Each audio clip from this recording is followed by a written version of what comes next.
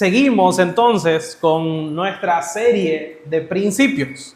Ya en nuestra cuarta predicación de principios esta vez, y vamos hasta el capítulo 4, justo antes de hablar de los descendientes de Adán, que eso está en el capítulo 5, nos vamos a encontrar con el capítulo 4, ¿no? Lo que pareciese un paréntesis en toda la narrativa del principio, los principios que Dios está estableciendo. En esta mañana vamos a hablar acerca de la sangre de Abel. La sangre de Abel. No vamos a leer el capítulo, ya lo leímos en la lectura bíblica. Y espero también, como yo puse en el grupo el día de ayer, que usted se haya dado la tarea de leerlo por su cuenta, de meditarlo, ojalá ayer en la noche. Y si no lo hizo, pues todavía puede hacerlo en este día. Para la próxima semana puede leer el capítulo 5. El día sábado por la noche puede ir y leer el capítulo 5 porque es ahí donde vamos a estar el próximo domingo.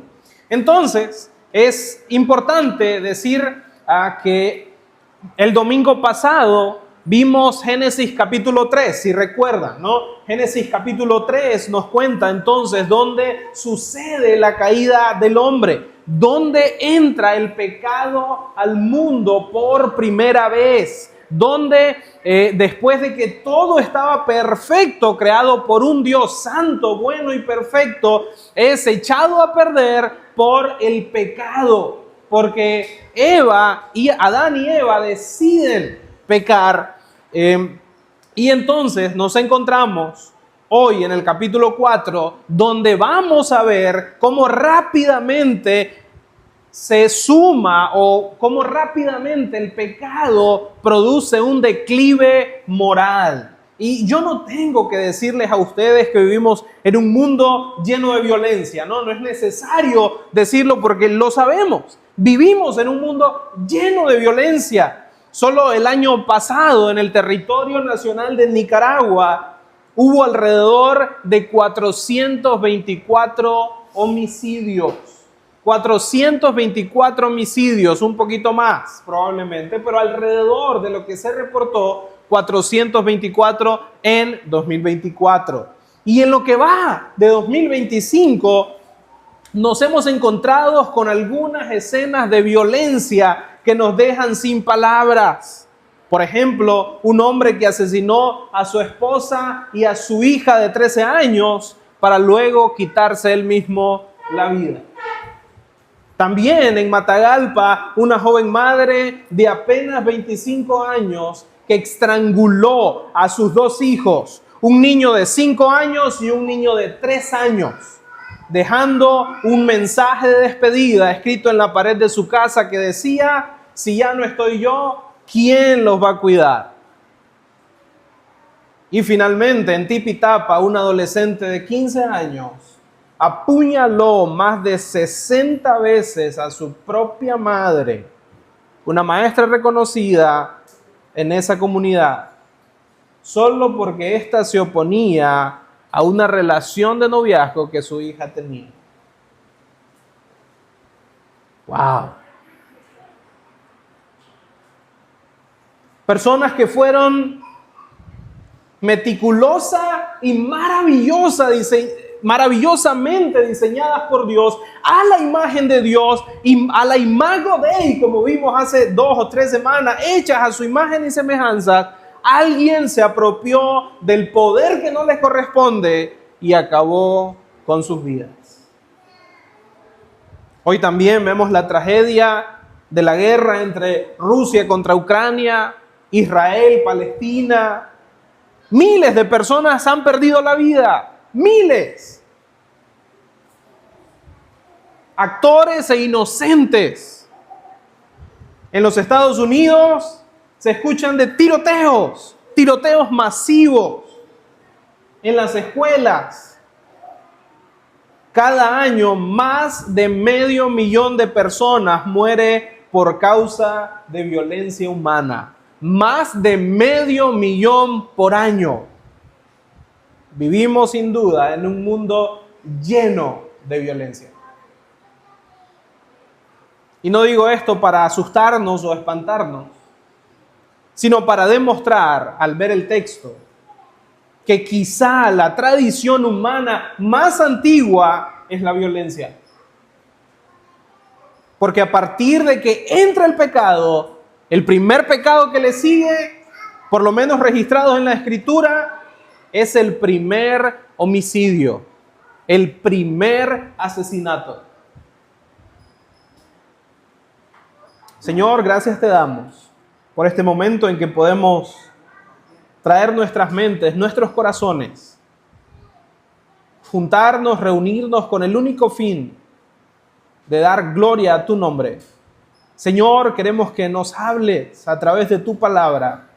Háblanos para ser transformados por tu palabra, para ser confrontados por tu palabra.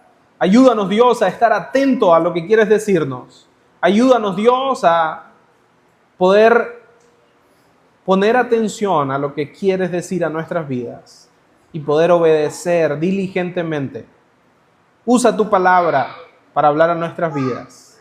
Ayúdanos, Señor, y guíanos en medio de todo este mensaje. En el nombre de Jesús. Amén.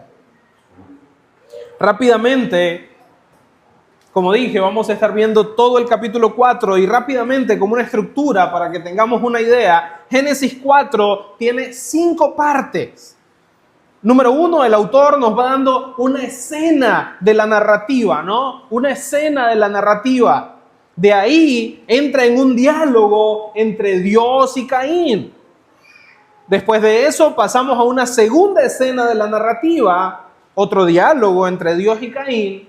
Y luego el autor termina con las genealogías de Caín en particular y luego el nacimiento de Set.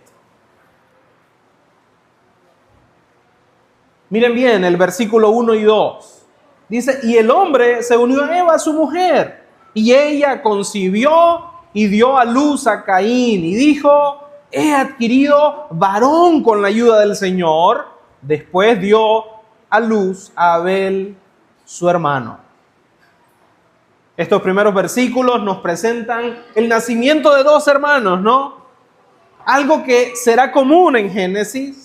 Este nacimiento en particular tendría cierto peso por lo que vimos la semana pasada, ¿no? Génesis 3:15, el protoevangelio, cuando el mismo Señor les dice que de la simiente de la mujer va a nacer el que va a aplastar la cabeza de la serpiente. ¿Sí se acuerdan? Génesis 3:15.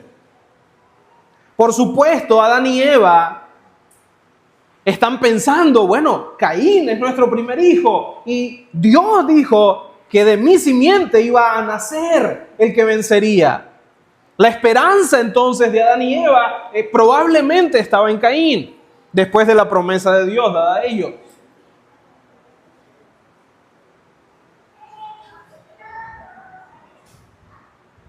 Adán y Eva entonces no tenían hijos y de repente nace este varón dado por Dios. Probablemente, como les dije, la esperanza de ambos. Este es el descendiente. Esta es la simiente. Pero también se nos cuenta que nace Abel. Y algo interesante en el versículo es que Abel en hebreo tiene el sentido de aire o de vapor. Quizá hace una alusión a la brevedad de su vida. Abel significa un vapor, algo que se extingue rápido, ¿no? Después de ver entonces esta escena donde están naciendo estos 2 hermanos, a continuación en los versículos del 2 al 5 nos van a narrar cómo ellos presentan las primeras 2 ofrendas. Y esta es la primera escena, ¿no? Y Abel fue pastor de ovejas, nos dice a qué se dedicaba. Y Caín, labrador de la tierra. Al transcurrir el tiempo, y miren bien, esto es importante, al transcurrir el tiempo, Caín trajo al Señor una ofrenda del fruto de la tierra. También Abel, por su parte, trajo de los primogénitos de sus ovejas y de la grasa de los mismos. Y el Señor miró con agrado a Abel y a su ofrenda, pero no miró con agrado a Caín y a su ofrenda. Y Caín se enojó mucho y su semblante se demudó. El autor primero nos explica la vocación de ambos. Abel fue pastor, Caín fue labrador. Y como les decía, la frase que viene a continuación es al transcurrir el tiempo. Es importante. ¿Por qué? Porque no sabemos cuánto tiempo sucedió, no sabemos. Pero esto sugiere que probablemente no era la primera vez que ofrecían sacrificio. No era la primera vez, muy probablemente no era la primera vez que ellos traían sacrificio a Dios. O sea que ya existía cierto entendimiento de lo que Dios esperaba. Ya había un entendimiento claro de lo que Dios quería en los sacrificios. Y por supuesto vemos una diferencia entre los sacrificios. Caín trae una ofrenda del fruto de la tierra, una porción de la cosecha, mientras que Abel trae de los primogénitos, de la grasa.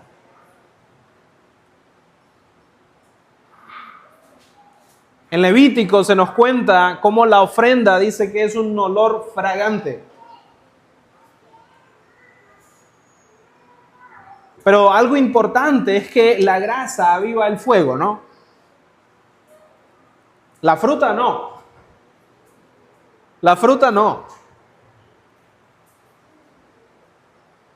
Lo que más adelante entonces la ley explica que la grasa era lo mejor y lo que pertenece a Dios. Eso nos lo explica Levítico. Dice que los corderos tenían que ser perfectos y sin mancha. Entonces, en esta escena, Dios acepta con agrado a Abel y su ofrenda y no acepta a Caín y su ofrenda. El texto no nos dice con claridad por qué. No hay una claridad específica por qué. Pero podemos suponer que fue por la calidad y el corazón con el que se ofrecía. Y lo cierto es que la reacción de Caín muestra lo que hay en el corazón. Dice que Caín, ¿qué cosa? Se enojó. Se enojó mucho. Se enoja mucho. ¿Se acuerdan quién se enoja mucho? También, un profeta. ¿Se acuerdan? Estudiamos aquí a ese profeta que desobedece a Dios. Y cuando Dios decide perdonar a su pueblo, él se enoja mucho. ¿Se acuerdan? Jonás. Pero algo interesante entonces es que Juan nos ayuda a entender a Caín. Les voy a pedir que vayan a Primera de Juan. Primera de Juan capítulo 3, verso 11 y 12. Primera de Juan capítulo 3, verso 11 y 12.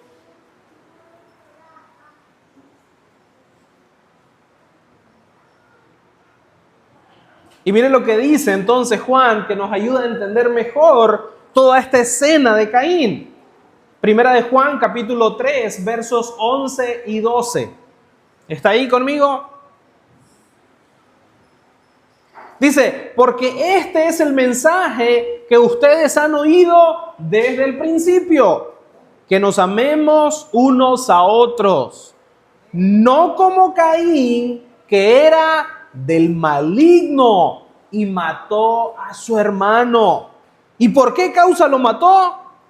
Porque sus obras eran malas y las de su hermano justas. Esto nos ayuda a entender entonces que el corazón de Caín, el corazón y la intención de Caín no eran buenas. A partir de aquí, entonces, empieza la historia de dos linajes, dos simientes. En lugar de ser Caín el que destruye la maldición de sus padres, Caín se muestra perteneciente al maligno. Y después se nos presenta el resultado de ese enojo. Y es que el enojo es una emoción moral mal entendida. Muchos negamos ser personas enojadas y lo maquillamos, ¿no? No estoy enojado, estoy frustrado. No, tengo carácter fuerte. No, lo que pasa es que soy intenso. Disfrazamos el enojo. Un autor que se llama David Powlison tiene un libro que se llama Bien enojado. El capítulo 2 de este libro empieza de la siguiente manera. Hay una pregunta que dice, ¿tienes problemas con el enojo? Y abajo la respuesta es, no, en la siguiente página la respuesta es sí. Y así termina el capítulo 2. Eso es todo el capítulo 2 y avanza el capítulo 3. Todos, lo admitamos o no, tenemos problemas con el enojo. Nadie quiere admitir que tiene un problema con el enojo.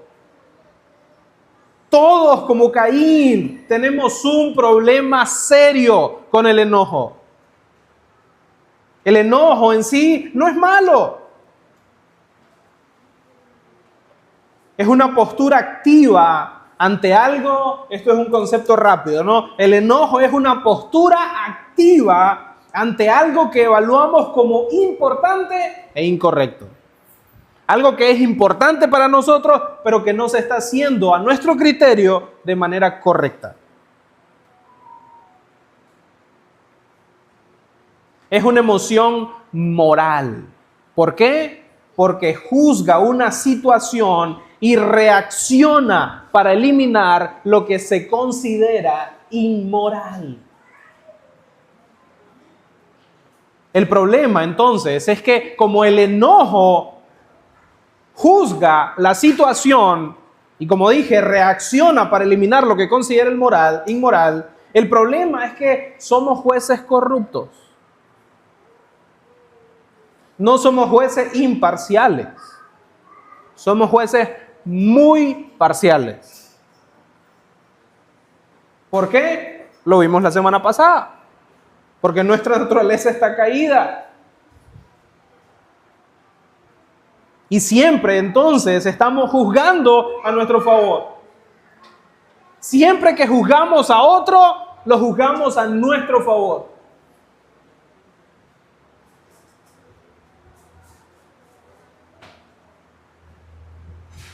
Cuando la ira va mal, es cuando los motivos operan en modo divino. Yo puedo conocer a alguien por lo que le enoja a esa persona. El problema es que no nos enojan las cosas correctas. O esta persona no se enoja por los motivos que debería. Generalmente nos enojamos por lo que nos afecta. Por lo que pienso que es mi derecho. Por lo que pienso que me merezco, ¿sí o no? No, es que no me hables así. Es que ¿por qué no cumpliste mis expectativas? ¿Por qué no te comportaste de esta manera? ¿Por qué no me dijiste lo que quería escuchar? ¿Por qué no me obedeces? ¿Sí o no? ¿Te pasa porque no me escuchaste? Yo te lo dije. Ah, como no me hiciste caso, no me hables. Eso en palabras suaves, ¿verdad? Pero cuando sale de la boca, sale con fuego.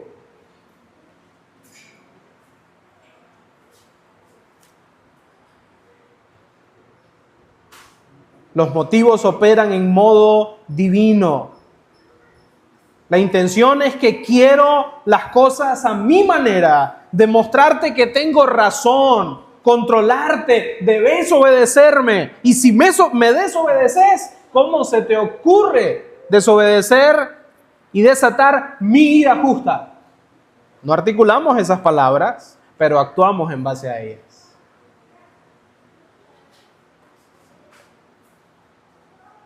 El enojo de Caín no es simple frustración.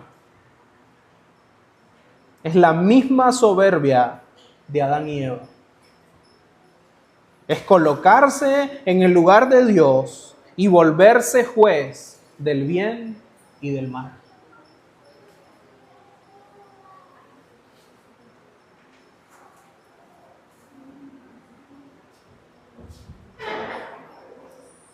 Después de que vemos el enojo, no termina ahí. Dios empieza a hablar. Y la escena entonces comienza a parecerse a Génesis capítulo 3, después de la caída. Dios empieza a hablar. Entonces el Señor dijo a Caín: ¿por qué estás enojado? ¿Por qué se ha demudado tu semblante? Versículos 6 y 7. Si haces bien, no serás aceptado.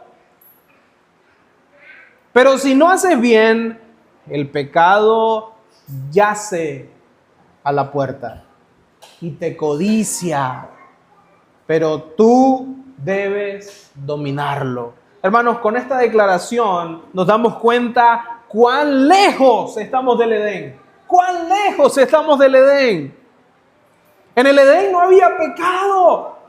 No tenían que cuidarse de nada, que dominar nada. ¿Se acuerdan? Todo era perfecto, bueno en gran manera. Pero la imagen que se nos presenta es de una fiera agazapada, un león que está escondido, esperando a su presa, listo para atacar y devorar. Eso es el pecado. Eso es lo que el Señor le está advirtiendo a Caín. Y Caín está ante esta realidad que todos vivimos desde entonces. Una inclinación rebelde y pecaminosa. Pero Dios en su misericordia todavía lo llama a gobernar el pecado. Y no a dejarse gobernar por él. El Señor está diciéndole: Caín, échate agua, hombre. Calma.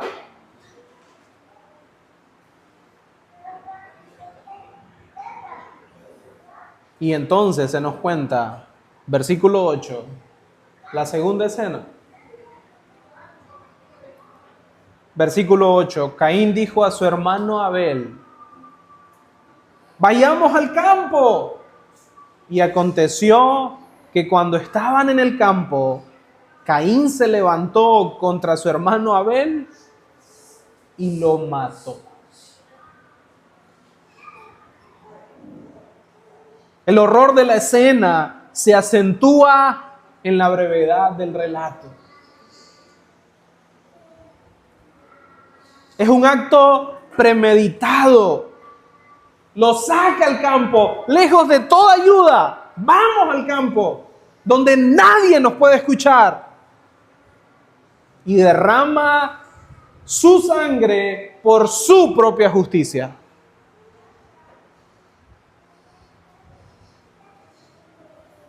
¿Pueden imaginar lo que experimentaron Adán y Eva como sus papás? Pensando que el virus del pecado ha infectado a los hijos.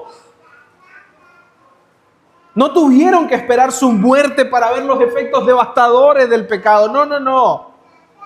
Presenciaron el asesinato de su hijo menor a manos de su hermano mayor.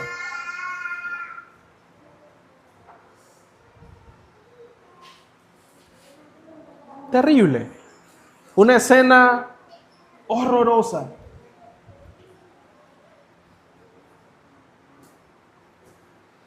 Y en los versos del 4 al 9, entra Dios nuevamente en la escena. Entra el Señor, replicando Génesis capítulo 3, cuando llama a Adán y a Eva. Y hace la misma pregunta.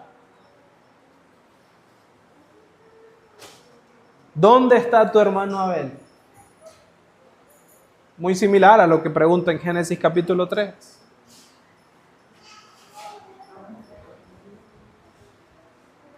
Pero esta vez, el cinismo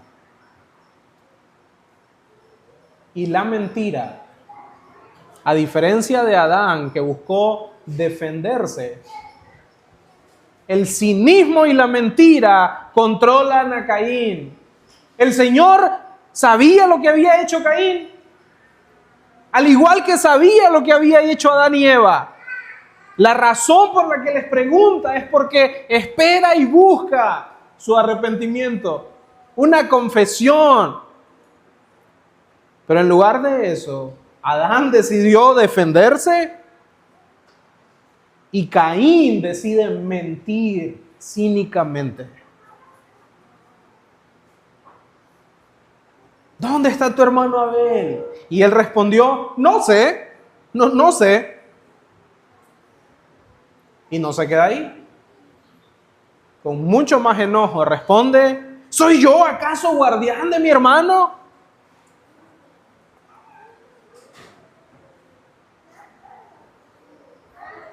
Y el Señor dice, ¿qué has hecho? ¿Qué has hecho? La voz de la sangre de tu hermano clama a mí desde la tierra.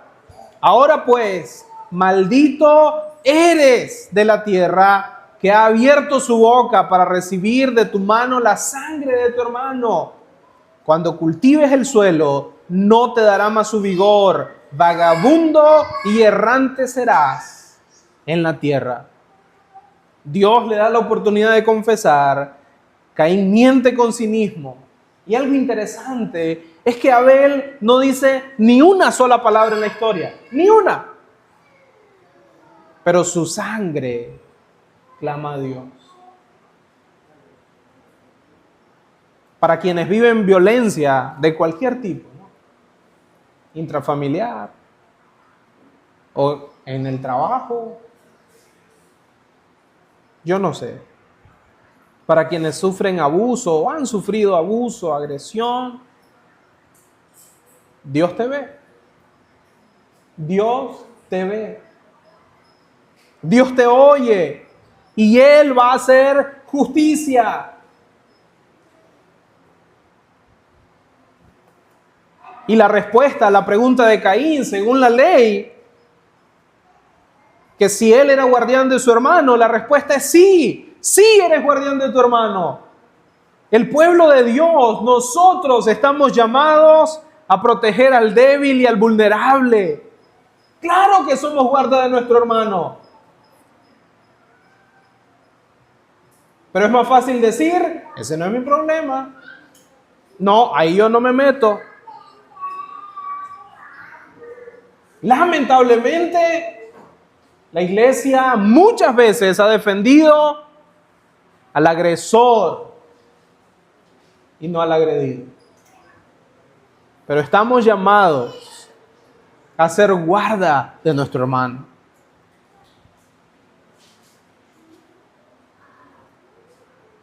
Versículo 13 al 16, 13 y 14.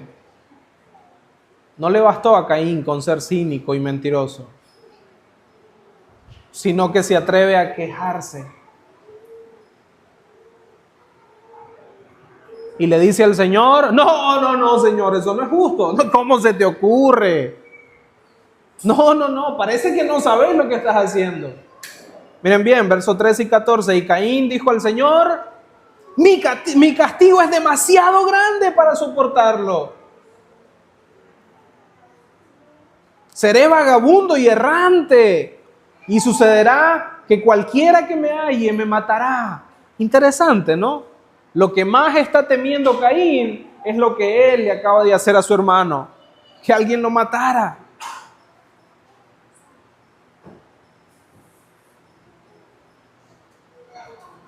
¡Qué soberbia! Lo que merecía Caín era morir al instante. Sin embargo, Dios le muestra misericordia todavía y lo preserva. Al mismo tiempo que prolonga las consecuencias de su pecado. No sabemos cuál fue la señal que Dios le puso a Caín para que nadie lo matara.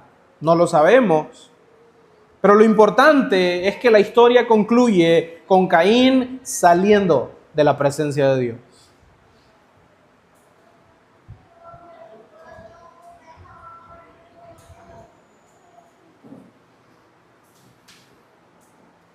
Versos 25 al 26 se nos muestra la línea de Caín y la esperanza de Set.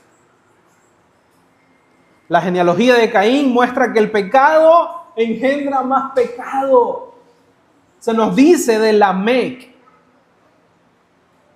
bisnieto de Caín, quien es un polígamo, que tiene más de una mujer, pero también es asesino. Pero al final todavía hay un rayo de esperanza. Versículo 25 y 26. Dice, Adán se unió otra vez a su mujer y le dio a luz un hijo y le puso por nombre Set. Porque dijo ella, Dios me ha dado otro hijo en lugar de Abel, pues Caín lo mató. Y a Set le nació también un hijo y le puso por nombre Enós. Entonces los hombres comenzaron a invocar el nombre del Señor. Set viene del verbo poner en hebreo. Y dice que Dios ha puesto y pondré, Génesis 3:15, ¿se acuerda? Y pondré enemistad.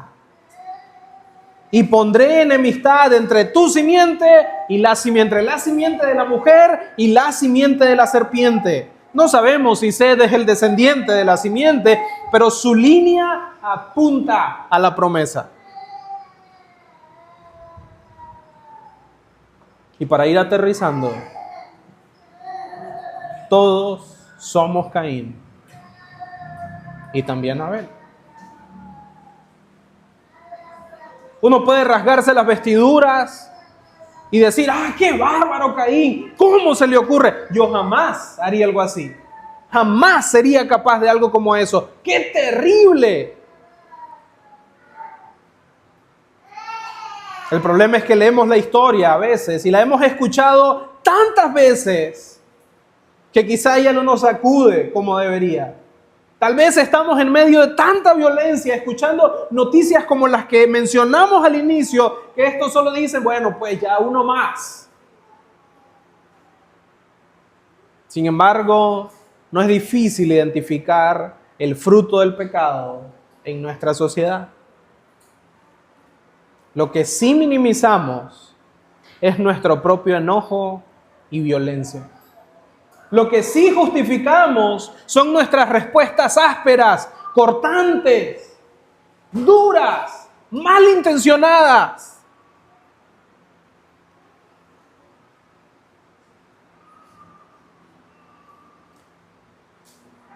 Dada la oportunidad, no hay nada en nuestra naturaleza caída que nos detenga de hacer lo que hizo Caín. Y la advertencia de Dios es la misma para nosotros. El pecado yace a la puerta. Ejercemos nuestra voluntad sobre otros, pero quizás no con armas, pero sí con palabras, palabras duras, con gestos, con manipulación, con control, con silencios, con desprecio, con sarcasmo.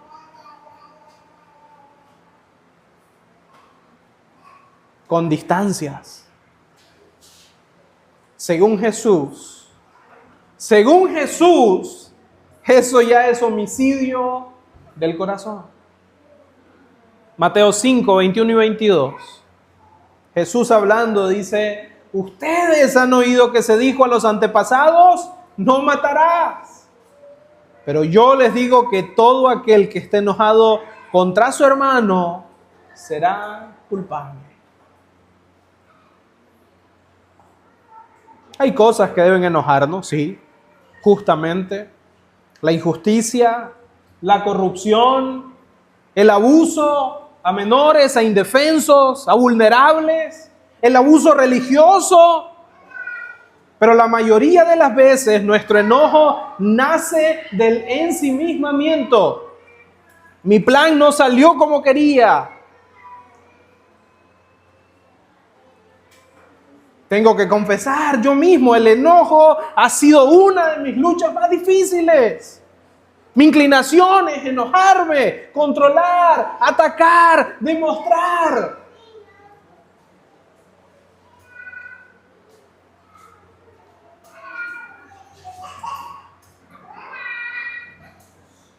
Vos y yo somos Caín.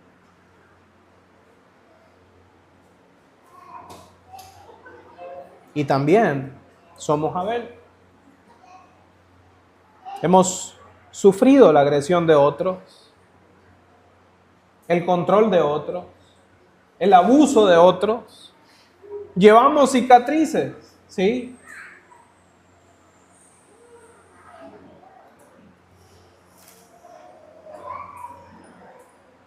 Pero la cruz es la única solución. Para ir terminando, desde Abel, la sangre derramada clama. Y aquí la cruz se vuelve buenas noticias. Dios entra a la historia violenta de la humanidad y en vez de responder con más violencia, trae paz. Jesús se somete a que su propia sangre sea derramada. Jesús se somete a ser asesinado. El justo juez, el imparcial juez, el Dios santo, el Dios creador, el todopoderoso, decide descender, hacerse hombre y entregarse a la muerte, y muerte de cruz. No se aferra a ser Dios, sino que decide amarte, decide amarme, a pesar de que seguimos haciendo la misma pregunta, de que seguimos teniendo el mismo cinismo que Caín cuando se nos pregunta por nuestro hermano.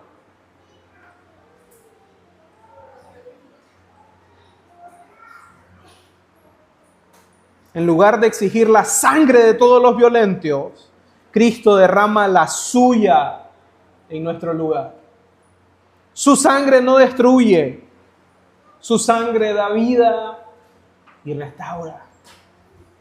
En la cruz y en la sangre de Jesús hay perdón y redención por nuestra furia, por nuestro enojo, por nuestra rebeldía y violencia. Y su resurrección garantiza que la maldad de otros no tiene la última palabra.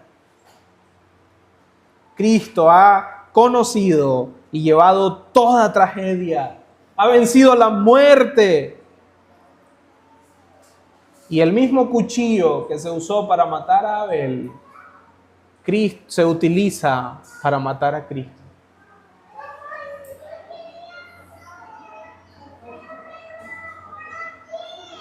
Si luchas con el enojo, la violencia o la agresión, en Cristo hay perdón, redención y poder para ser libre.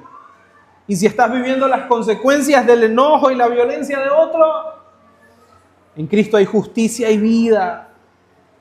Necesitas acercarte a alguien y hablarlo, pero necesitas reconocer y saber que Él ha llevado tu sufrimiento, ha triunfado y te llevará su gloria. Señor y Padre nuestro, gracias porque has vencido. Gracias porque la violencia del pecado no tiene control absoluto. Gracias porque en la cruz encontramos perdón. Gracias porque en la cruz encontramos esperanza, ayuda, socorro. Ayúdanos, Dios, a reconocer tu deidad, tu bondad, tu gracia. Señor, ayúdanos a entregar nuestro enojo a ti, a enojarnos por lo que a ti te enoja y a amar a nuestro hermano, a ser guarda de nuestro hermano.